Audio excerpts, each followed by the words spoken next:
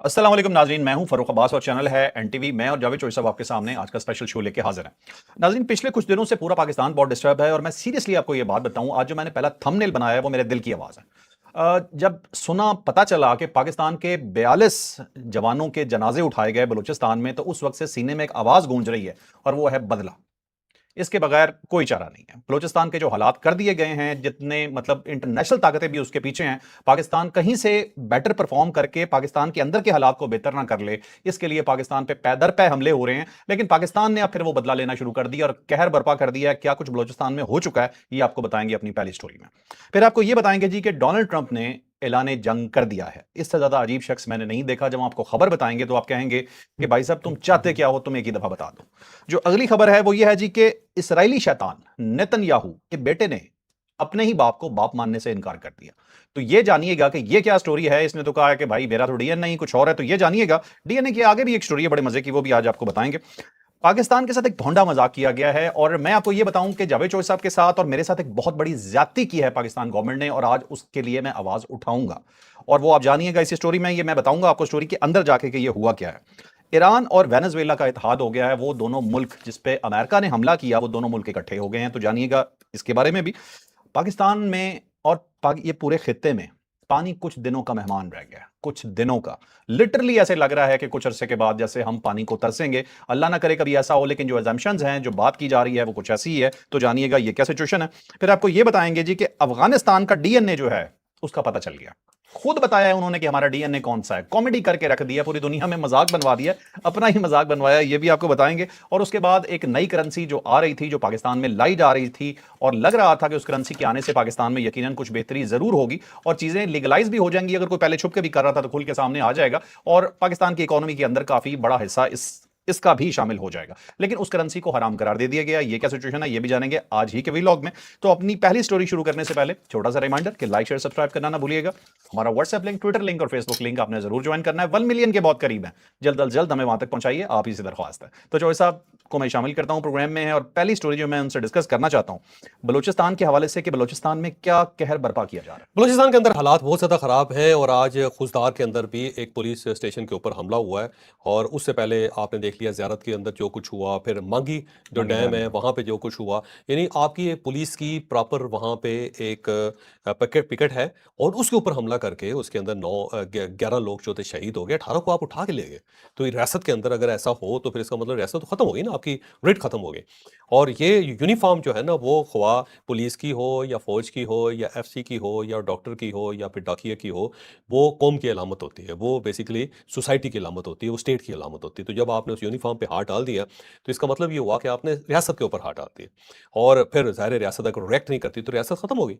तो मेरा ख्याल है ये जो मांगी डैम का जो इशू है ना, जो चेक पोस्ट का इशू है, वहाँ से फिर पाकिस्तान जो है उसने और स्टेट ने अपनी रेट्स स्टैब्लिश करने का फैसला कर लिया। उसने कहा जी कुछ भी हो जाए, अब हमने पीछे नहीं हटना। लिहाजा हम्म। ऑपरेशन शुभान जो है वो जारी कर दिया गया है, उसको स्टार्ट कर दिया गया है। हम्म। उसके अंदर पुलिस है, उसके अंदर एफसी है, उसके अंदर फौज भी है, पाक फौज भी है, एयर फोर्स भी उनकी सपोर्ट कर रही है। फिर हेलीकॉप्टर्स के जरिए, ड्रोन्स के जरिए, मिसाइल टेक्नोलॉजी, सैटेलाइट टेक्नोलॉजी, सारी टेक्नोलॉजी लगा के जो वहाँ पे दहशतगर्द हैं उनका पीछा किया जा रहा है। अब तक 75 दहशतगर्द जिन्होंने जहन्नम हासिल किया जा चुके हैं। आज एक दिन के अंदर तो 13 जो हैं उनको मारा गया हम्म। है। और पहाड़ों के अंदर भी ऑपरेशन हो रहा है, गारों के अंदर भी ऑपरेशन हो रहा है। ग्राउंड फोर्सेस आगे बढ़ रही हैं, उनको फ़िज़ाई मदद जो वो मिल रही है।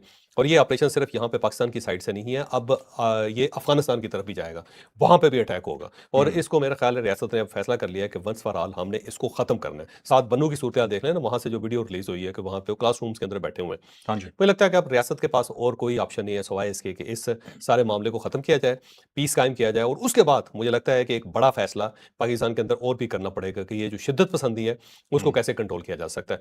आप ये हमारा हमसाया है उज़्बेकिस्तान, आप वहाँ पे जाए ना, वहाँ पे वेपन बैन है तो बैन है।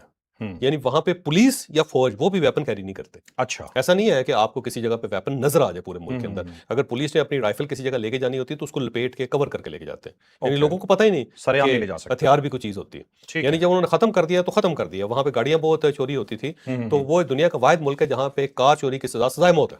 अच्छा। उसके बाद गाड़ियाँ खड़ी हैं हर जगह पे, मजाल है जो हम्म। उसको हाथ लगा देता है। बिल्कुल तो सही। वो आपको एक बड़ा फैसला करना पड़ेगा। यहाँ पे कोई हम्म। भी उठता है, कोई तकरीर कर देता है मस्जिद के अंदर, कोई बाहर बैठ के तकरीर कर देता है, उसके बाद पूरा एक जत्था बना लेता है, पूरी एक तंजीम खड़ी कर लेता है और उस तंजीम के हम्म। रियासत जो है वो पूरी तंजीम रियासत को आगे लगा लेती है। तो क्या होता है फिर? शोएब ज़ाहिर साहब, है फिर मैं यही हाल होता है उसका। एक बात आपको बताता हूँ। मैं सोच रहा था कि इसके बारे में बताऊँ या ना बताऊँ, ये चीज़ अभी तक उस तरह से खुल के नहीं बताई जा रही थी। जिन पुलिस वालों को अगवा किया गया था और बाद में 18 पुलिस वाले जो शहीद हुए और एक पहाड़ पे उनकी जो जस्ते खाकी थे उन्हें फेंक दिया गया और उसके बाद उन्हें वहाँ से उतारा गया। और बताया गया कि यहाँ पड़े, आ यहाँ जाओ। पड़े, उनके चेहरे मस्क कर दिया गया हाँ, था। नहीं, ज़ाहिर है। उन और पे वो बलोची हैं। हाँ जी, हाँ। वो पश्तून थे, ज़्यादा पश्तून थे, वो इलाका ही पश्तूनों का है।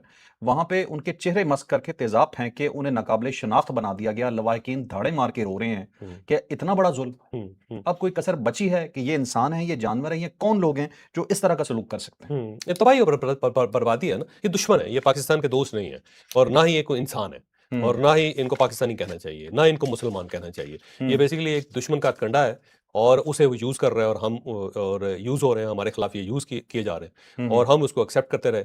तो अब ज़ाहिर है अब हमारे पास कोई ऑप्शन नहीं है। और अभी इसके जो अलावा कोई ऑप्शन है ही नहीं और अगर खुदा ना खास्ता ये ऑपरेशन फेल हो जाता है, तो बहुत नुकसान है पाकिस्तान का फिर। अभी जो साहब इतलात ये हैं कि जो 75 तो आपने बता दी हैं, उसके अलावा भी डेथ्स की इत्तला हैं जो दहशतगर्दों को मारा गया। नंबर कंफर्म नहीं है, तो जब कंफर्म होगा तो बताया लाशें जाएगा, क्योंकि अभी इस वक़्त गैदर किया जा रहा है। लाशें मेरे ख़्याल है इस वक़्त पहाड़ों के ऊपर पड़ी हुई हैं, उनको गैदर नहीं किया जा पा हुँ, रहा। हुँ। और ये भी है कि फ़ैसला हुआ है कि जी एक यहाँ इस साइड पे मरेगा, तो उधर से 5-6 मरेंगे बिल्कुल ठीक और है, बहुत अच्छी बात है और आप वहाँ पे अगर अफ़गानिस्तान के अंदर अड्डे मौजूद हैं, तो ख़त्म हुँ। करने चाहिए और जो पाकिस्तान साहब को। हमें एक और भी रिक्वेस्ट करनी चाहिए, हमारे जवान हमारी मतलब हमारी जान है, उनकी हिफाज़त के लिए कुछ होना चाहिए, कोई बिल्कुल। बख्तरबंद गाड़ियाँ, कुछ ऐसा हो, इतनी बड़ी तादाद के अंदर फोर्सेस शहीद हो रही हैं। अब देखिए ना पुलिस स्टेशन जो है इसका मतलब ये हुआ कि वहाँ पे आपके पास कुछ भी नहीं था। आपके पास उन्होंने यलगार की, आपके 11 लोग शहीद करके 18 ले गए आपके। हुँ, तो इसका मतलब हुआ कि आपकी जो चेक पोस्ट है उसके अंदर कोई आपके पास था ही नहीं, वेपन ही नहीं थे, प्रॉपर ट्रेनिंग हुँ, ही नहीं थी, प्रॉपर हाइड आउट जो है वो भी नहीं थे, मोर्चे नहीं आपने प्रॉपर बनाए वहाँ पे। हुँ, तो बनने चाहिए ना हर जगह पे, एक एसओपीज़ होनी चाहिए कि हुँ, ये हुँ। एसओपीज़ होंगे और उसके बाद फिर मार्किंग होगी, इस मार्किंग से आगे कोई बंदा भी आएगा तो उसको गोली लगेगी। बिल्कुल ठीक ताकि है। लोगों को पता हो कि हमने इससे आगे नहीं जाना। बिल्कुल सही है। अच्छा चोई साहब, अब नेक्स्ट स्टोरी पे चलते हैं, आगे स्टोरीज़ हमारे पास काफ़ी हैं। डोनाल्ड ट्रंप ने जो जंग का ऐलान किया है या मुज़ाकरात का ऐलान किया और पाकिस्तान ने दरमियान में कूद के क्या किया? अब 2 चीज़ें हैं डोनाल्ड ट्रंप का, एक तो अल्फ़ाज़ उसके ये है कि 2 टोक अल्फ़ाज़ में मैंने बता दिया था कि जंगबंदी खत्म हो चुकी है और उसने कहा जी मैंने ईरान को बताया। एक तो उसका ये बयान आ गया।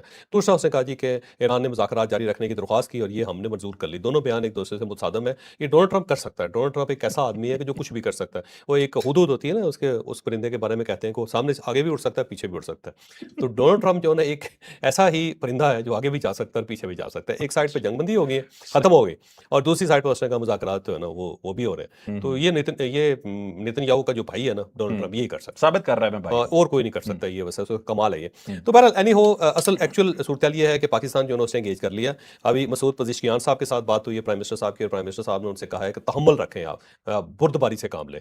आप बहुत आगे ना जाएँ, इसका बहुत नुकसान होगा। फिर उसके बाद कतर के अमीर के साथ प्राइम मिनिस्टर साहब की बात हुई है क्योंकि कतर एंगेज कर रहा है। कतर के लोग इस वक्त तेहरान के अंदर बैठे हुए हैं हुँ, और वो जो है ना सालसी उसका किरदार अदा करने की पूरी कोशिश कर रहे हैं और हुँ, आज 48 घंटे हो गए इस वक्त तक हुँ। कि जो वहाँ पे किसी किस्म का धमाका नहीं हुआ, नहीं ना हुआ। अमेरिका ने अटैक किया, ना ईरान ने अटैक किया। तो इसका मतलब ये हुआ कि दोनों ने अपने हॉर्सेस जो है ना उसको होल्ड कर लिया, ये फैसला कर लिया है कि जब तक ये मुज़ाकरात चलते रहते हैं उस वक्त तक हमने एक दूसरे के ऊपर हमला नहीं करना। ये पाकिस्तान की बड़ी कामयाबी है और कतर की भी कामयाबी है। इसके साथ अब पाकिस्तान सऊदी अरब को एक्टिव कर चुका है, कतर को एक्टिव कर चुका है, मिस्र को एक्टिव कर चुका है। ईरान से मुकम्मल राब्ते के अंदर है पाकिस्तान हुँ, और हुँ, ये अब्बास अरागची साहब ने सबसे पहले फील्ड मार्शल से रब्ता किया था और उसके बाद उन्होंने जो ऑफर की थी वो पाकिस्तान ने अमेरिकन को बताई और हुँ, अमेरिकन ने उसके बाद ये अलाउ कर दिया कि बिल्कुल ठीक है। क्योंकि ज़ाहिर है ईरान की तरफ से ये ऑफर थी कि जी फौरी तौर पे हम भी हुँ। हमले बंद कर देते हैं, आप भी हमले बंद कर दें। तो पाकिस्तान ने अमेरिका को कन्वे किया, अमेरिका ने हमले हुँ। बंद कर दिए उसके बाद। अच्छा, तो अभी इसमें मामला सेटलमेंट की तरफ जा रहे हैं, टेक्निकल मुज़ाकरात स्टार्ट हो गए हुए हैं। इज़राइली क्या हरकत कर रहे हैं कि नेतन्याहू को उसे डोनाल्ड ट्रंप को भड़का रहे हैं कि ये तुम्हें मारने की साजिश कर रहे हैं ईरानी, हाँ, वो उसे डराई जा रहे हैं। सीएनएन की स्टोरी थी ना पूरी की पूरी, हुँ, बहुत हुँ, हुँ। ज़बरदस्त किस्म खौफनाक स्टोरी है। उन्होंने कहा जी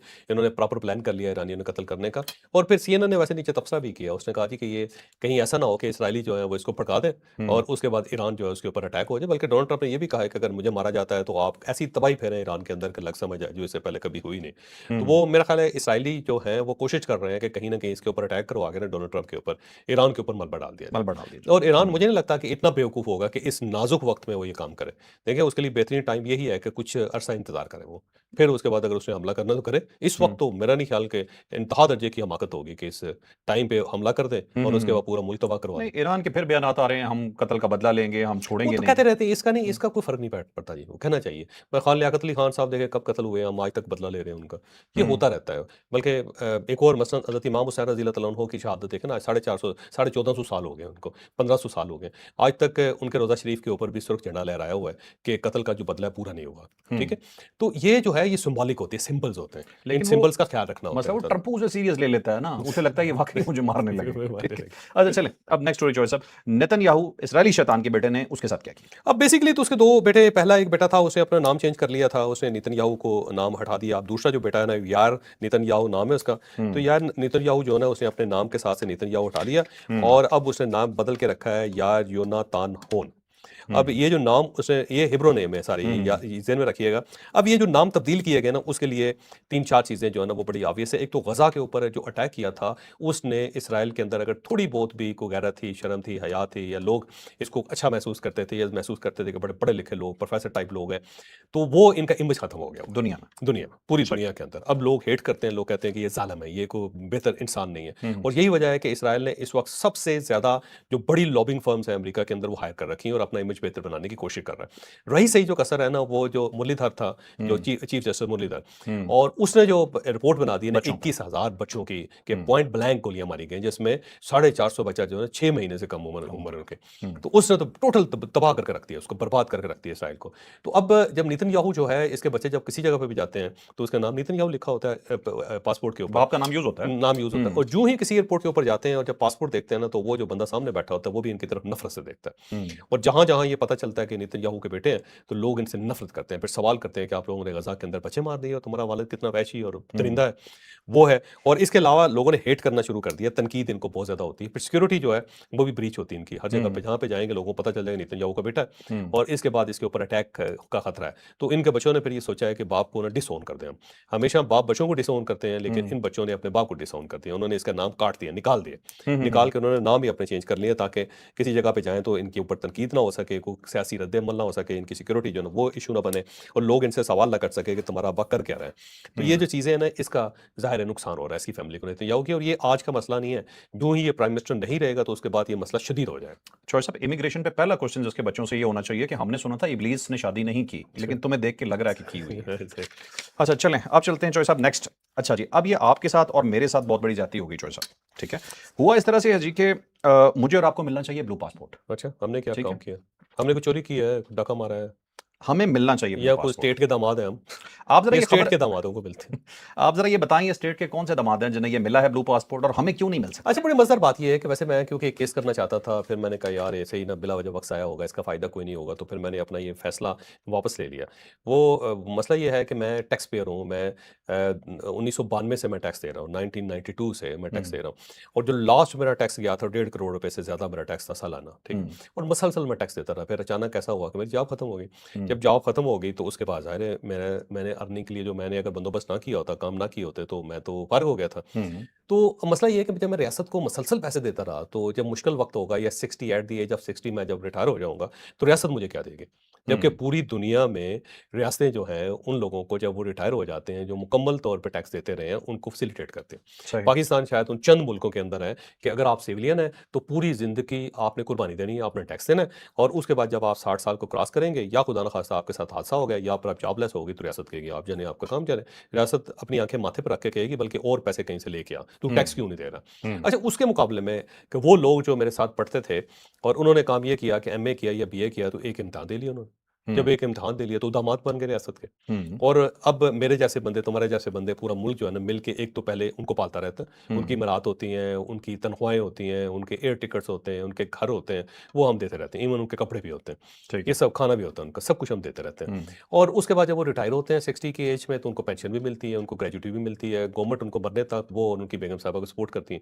तो हमारा क्या कसूर है जो लोग पाल रहे हैं रियासत को या अपना पेट काट के दे रहे हैं और आपके साथ झूठ नहीं बोल रहे, अपनी आमदनी नहीं छुपा रहे, एक एक पैसा डिक्लेयर किया हुआ है, तो रियासत हमें क्यों नहीं ओन करती? इसलिए कि हमने गलती ये की कि हमने एक एग्जामिनेशन नहीं दिया और हमने वो रास्ता अख्तियार नहीं किया जिसके अंदर आप रियासत के दामाद बन जाते हैं। सही। तो हमें कोई फैसिलिटी नहीं, कोई फैसिलिटी नहीं, ये एक ट्रेजेडी है। और पूरी दुनिया के अंदर ऐसा होता है कि फैसिलिटीज दी जाती टैक्स पेयर को। पाकिस्तान शायद उन चंद मुल्कों के अंदर है जिनमें कोई उनको नहीं, यतीम समझ के ना साइडों में फेंक दिया जाता है। पहले सिर्फ दामाद थे ना चौधरी साहब, इस दफा को रियासत के बेनोई भी बनाने की कोशिश की जा रही है सर, वो भी अब बताएं। सेनेट जो है ना उसने कमाल किया। उससे पहले हम खैबर पख्तूनख्वा को रो रहे थे कि वो ब्लू पासपोर्ट दे रहे हैं एमपीएस को और उनके फैमिलीज को। अब सेनेट ने ये फैसला किया है जनाब कि ये बेसिकली तो members of parliament salaries and allowances, उनका एक तरमीमी एक्ट है 2026 का, उसको इन्होंने मंजूर कर लिया और ये सेनेट की स्टैंडिंग कमेटी उसने मंजूर कर लिया। और इसके अंदर ये है कि साबिक मेंबर्स जो ना, साबिक मेंबर्स ऑफ पार्लियामेंट जो वो, उनकी अहलिया जो है और उनके जेर कफालत जो बच्चे जिनकी उम्र 28 साल से कम है, उन सबको ब्लू पासपोर्ट जारी किए जाएंगे और ब्लू पासपोर्ट ग्रेटेस्ट होंगे, यानी कि फ्री होंगे।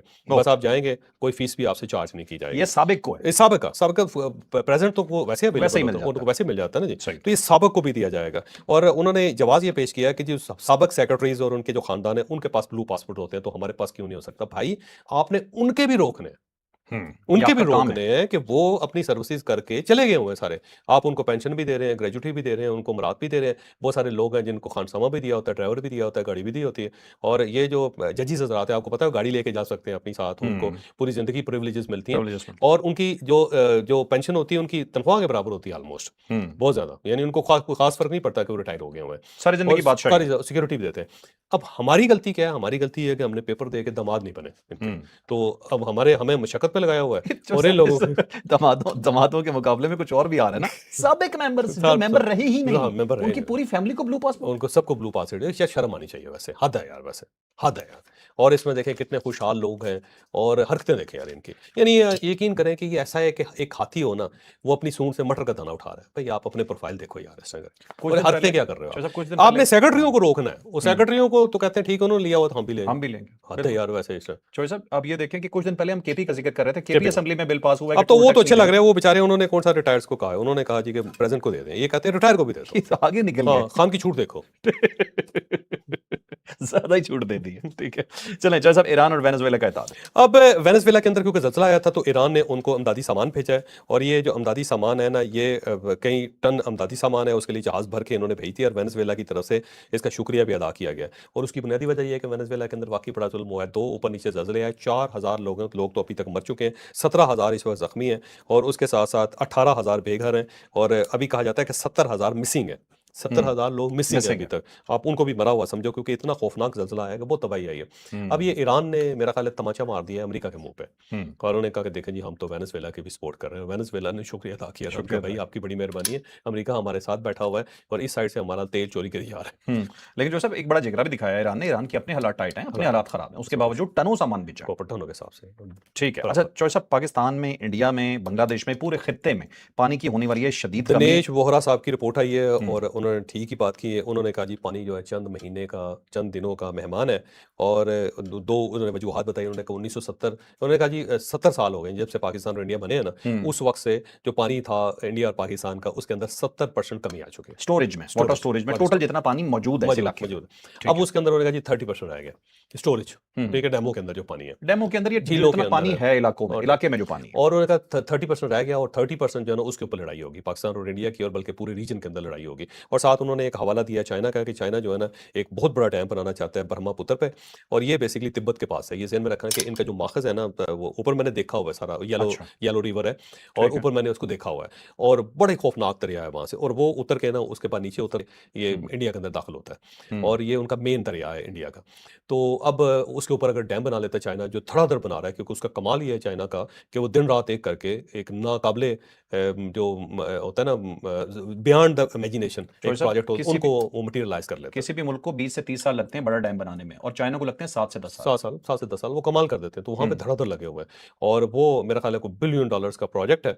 और वहाँ पे अगर उसने पानी स्टोरेज कर लिया तो नीचे उसके बाद क्या होगा, बांग्लादेश के अंदर क्राइसिस पैदा हो जाएगा। और साथ ही इनकी 2 स्टेट्स जो है ना, 3 स्टेट्स हैं, जो अरुणाचल प्रदेश है और फिर अरुणाचल असम है, अरुणाचल प्रदेश है, फिर असम है, और इनके साथ साथ बाकी इलाके हैं। तो ये सारे के सारे ड्राई हो जाएंगे। तो दिनेश वोरा साहब ये कह रहे हैं कि भाई साहब यहाँ पे काम और ख़राब हो गया हुआ है, आप तो पाकिस्तान के साथ लड़ रहे हैं, यहाँ पे तो काम पीछे से चाइना ने ख़राब कर दिया। आपका पानी बंद होने लगा। आपका पानी बंद, क्योंकि इसकी बुनियाद जो थी ना इंडिया ने खुद रखी थी ना, अब उसका जायका चखे फिर कहते फेस द म्यूजिक। अब यहाँ पे ये सूरत वो है, पाकिस्तान की सूरत इससे ज़्यादा खतरनाक है। अभी ये सेनेट की कायमा कमेटी थी और उसके अंदर वापटा के चेयरमैन जो नए मोहम्मद सईद साहब है वो वहाँ पे गए थे और वहाँ पे उन्होंने बताया जी कि पाकिस्तान ने तरबेला और मंगला के बाद कोई डैम पाकिस्तान के अंदर नहीं बनाया बड़ा, और हमारे मुकाबले में उसके बाद जब हमने तरबेला और मंगला बनाया तो 5000 जो डैम्स हैं वो इंडिया बना चुका है। और फिर उसके अंदर उन्होंने कहा जी कि ये देखें सिंध के अंदर एक नई काश डैम बन रहा है और उसका इशू ये हुआ है कि उसके ऊपर स्टे है। और स्टे क्यों हुआ है कि जो वहाँ पे ठेकेदार था उसने एक गलत बैंक गारंटी दे दी थी, और जब जाली बैंक जाली गारंटी। बैंक गारंटी जब वो पकड़ी गई तो उसके बाद वो अदालत चला गया तो अदालत ने डैम ही रुकवा दिया। डैम रुका हुआ है, अब डैम काम रुका हुआ है डैम। और उसके ऊपर तकरीबन 23 अरब रुपया खर्च हो चुका है। और ये दादू और सेवन शरीफ जो है ना उसके अंदर इसने बहुत बड़े पैमाने पे इसने कल्टीवेशन भी करनी थी और दूसरा ये है कि पानी भी सेव करना था।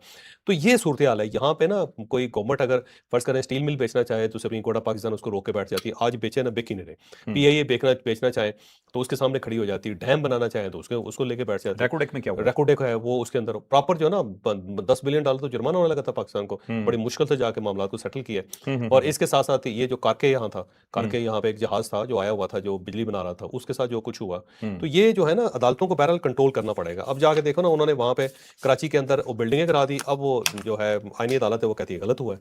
तो ये जो है ना, सॉरी मिस कॉल हो गई है, ये खत्म होना चाहिए। अच्छा साहब, इसमें एक और भी तो रोल है ना, आप देखिए दूसरी साइड पे जाली बैंक गारंटी दे के ठेका लिया जा रहा है, ठेका लिया जा उसे रहा है। कौन निकालेगा फिर? वो भी तो प्योरीफाई करना है ना। और दूसरा ये है कि डैम रुकवा दिया उसके वजह से। अब ठेकेदार भाग गया डैम पर। और वो अगर फर्ज करें कि 23 अरब रुपए बनना था, जब ये दोबारा अलाउ करेगी अदालत तो पता लगेगा 50 अरब रुपए लगेगा। तो ये 50 अरब रुपए किसकी जेब से जाएगा, किसके बाप के हमारी और पैसे? आपकी जेब से। इसी तरह लाहौर के अंदर नहीं था वो, ये जो ट्रेन बिछा रहे थे, है ना, ऐसे ही था ना, उसको अदालत ने रोक लिया और वो 100 अरब रुपए और लग गया उसके ऊपर। बाद में जब अलाउ किया गया, तो साहब वो भी है, लेकिन जो ठेके देते हैं उन्हें भी तो पकड़े ना। इन्होंने क्या काम कर दिया, एक ऐसे बंदे को उनको दे दिया। पकड़ो लेकिन डैम नहीं रुकने चाहिए। और डैम जो ना हमें हंगामी बुनियादों पर बनाने पड़ेंगे, और अगर नहीं बनाएंगे तो ये मसला बड़ा खराब है। अब यहाँ पे ना जो नैब है ना, नैब बहुत अच्छा इदारा, चेयरमैन साहब कमाल आदमी, लेकिन जब तक ये इदारे रहेंगे ना, यहाँ पे डेवलपमेंट नहीं हो सकती पाकिस्तान के अंदर, सही। नहीं हो सकती, कभी नहीं हो सकती। यूई वाला निजाम करते हैं, यूई ने किया, वो आने दो। क्या मतलब वो पैसों को ज्यादा देखते नहीं है, वो कहते हैं बस इन्वेस्टमेंट लाओ, पैसा लाओ कहीं। डेवलपमेंट जरूर होनी चाहिए यार, डेवलपमेंट जो है ना उसके मामले में जीरो टॉलरेंस। जो प्रोजेक्ट अगर आपने 1 साल का बनाया, 1 साल में उसको मुकम्मल होने दे, उसके रास्ते में रुकावट ना बने, और जो उसको डिले करता है उसको पकड़ के फेंकना। हमारा देखिए जो साहब नीलम जेलम की भी उन्होंने मिसाल दी है, बंद पड़ा, कहते हैं बंद 2028 में दोबारा शुरू उसकी होगा। वजह गलत गलत बना दिया, इंक्वायरियां चल रही। इंक्वायरी चल रही है। वो सॉलिड रॉक्स ही नहीं थे, लूज रॉक्स थी, और जब पानी छोड़ा गया तो वो बह गई। उसके अंदर कई बिलियंस डॉलर लगे हुए हैं। चलिए हमारे पास टाइम कम रह गया। शोएब साहब, नेक्स्ट स्टोरी है जी अफगानिस्तान की कॉमेडी, इनका डीएनए पता लगा, जरा ये बताइए। अब उनके एक ज़राअत के वज़ीर अताउल्ला उमरी साहब वहाँ पे वो तशरीफ़ ले गए हुए हैं, वहाँ पे उन्होंने प्रेस कॉन्फ्रेंस कर दी। उन्होंने वहाँ पे बैठ के कहा कि मुझे इंडिया में बड़ी अपनायत का एहसास हो रहा है और ऐसा लग रहा है कि मेरा अपना मुल्क है जिसके अंदर मैं आ गया। उन्होंने कहा जी ये सही कहते हैं कि हमारा डीएनए एक है, पर डीएनए तो वाकई है कि तालिबान तो इंडिया के ऊपर कब्जा करना चाहते हैं, लाल किले के ऊपर वो अपना झंडा लहराना चाहते हैं। तो ठीक है, वो डीएनए पहुंच गया ना वहाँ पे। ठीक है। और इंडिया के अंदर एक ऐसा टाइम था आज से 10-15 महीने पहले कि वहाँ पे किसी भी शख्स को जिसने दाढ़ी रखी उसको तालिबान कह के ना तो मुखातब किया जाता था, यानी इतना हेट करते थे। कितना hate आज डीएनए पहुंच गया वहाँ पे। जी। इससे पहले शहाबुद्दीन गोरी का डीएनए पहुंचा था, महमूद गजनवी का पहुंचा था वहाँ पे, हैं? तो ये भी पहुंच गया वह सारा। अब इनकी पपियां जपियां चेक करें आपस में आपसे। कर रहे हैं। तो डीएनए पहुंच गया वहां पे, चलो शुक्र मनाएं। हमसे तो जान छूटी हुई डीएनए की। अब वो डायरेक्ट जो नई दिल्ली के अंदर लॉन्च हो गया और वहां पे डीएनए जो गिर रहा है। अब मोदी साहब जाने और ये जाने, तालिबान को ये खुद ले आए उधर।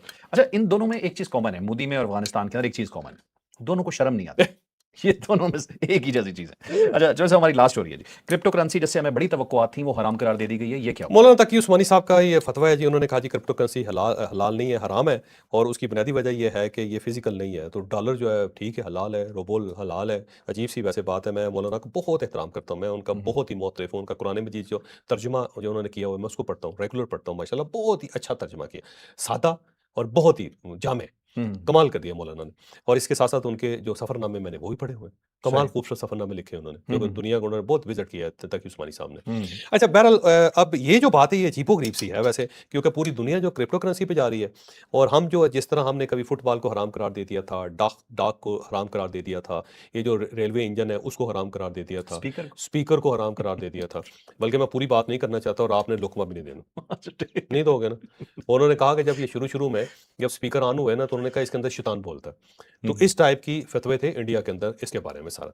तो अब हमने क्रिप्टो करेंसी को दे दिया, यानी कि जो डेवलपमेंट होनी है ना दुनिया के अंदर हमने उसको पहले रोकना है, ये हम पे फर्ज है कि हमने उसको जाने नहीं देना। उससे पहले देखे ना सोशल मीडिया हराम था, टेलीविजन हराम था, टीवी हराम, आज भी टीवी हराम है। जो ऐसे भी कहते हैं माल नहीं है, फिजिकल नहीं है, तो जो मैं और आप एक दूसरे को ट्रांजैक्शन करते हैं पैसों की, वो भी तो फिजिकल नहीं होता। ऑनलाइन है, सारी के सारे डिजिट्स हैं, इधर से डिजिट होते चले जाते हैं, उधर से चले भाई। वो जो स्टेट बैंक का पाकिस्तान उसके पास भी तो डिजिट्स है ना, डिजिट्स हैं। हाँ। वो कहते हैं तहकीक करके ये बात कर रहे हैं, जो तहकीककार हैं इसके, उन्होंने ये साबित किया, ये बताया है कि ये नहीं हो सकता, ये हराम है, ये क्योंकि डिजिट्स हैं, ये माल नहीं है, फिजिकल नहीं है। तो ये अब देखिए रियासत हलाल तो नहीं। करना चाहती है, रियासत तो क्रिप्टो करेंसी उन्होंने पूरा एक यूनिट बनाया, यहाँ पे उनके एक मशीर भी हैं, और ये कहा जाता है कि हाफिज आसम मनीर साहब जो है ना उनका प्रोजेक्ट है। अब एक साइड पे हाफिज आसम मनीर साहब है, दूसरी साइड पे मुफ्ती तकी उस्मानी साहब है, दोनों खुद फैसला कर लें। हाफिज जी की बात मानी जाएगी या मुफ्ती साहब की?